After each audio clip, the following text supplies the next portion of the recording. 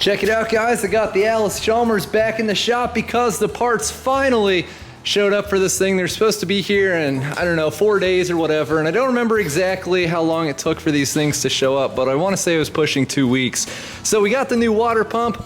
It's somewhat similar to the old one, but I maintain it does turn a little smoother and with somewhat less force. We also have this. This is what we were missing, because as you guys remember from the last video, I was trying to figure out why this thing would never actually come up to temperature, and that's probably because there's no thermostat in the thermostat housing and it's leaking coolant out these holes that have worn in it. But check this out. This is apparently sand cast in a jungle clearing in the Far East somewhere just for me, and really nice machining on this thing. And this is what I like about old farm equipment. This thing's probably, what, a 60-something-year-old tractor, and I mean, I can go on the internet and very easily find even obscure-ish replacement parts, like really how often do these things wear out, and get them shipped right to my door. So I'm happy about this, but to be honest, that would have been a pretty cool sand casting job, and I do want to get into sand casting at some point. It's just not during hay season. All right, let's start swapping some parts out and see if we can get this thing mostly put back together. Oh yeah, I got some other stuff too. Thermostat, I think I mentioned that. This is the temperature gauge, which doesn't sound like much, but as you can see, it's a unique, to my knowledge, only Pliers-Chalmers design. And I got this new belt as well, so hopefully it fits. And here's a tip for you guys. If you're going to buy rubber hose at an auto parts store or whatever, the markups on that are ridiculous. I got this entire lower drain hose for, I think the guy said, a 6-cylinder Cummins on a Dodge truck for less than, I think, a foot of just the hose itself. And this is probably like 30 inches of hose right here, bent too. So lesson of the day, sometimes it's cheaper to buy something like this and cut it down. And a big thanks to the friendly auto parts store guy who enlightened me about this.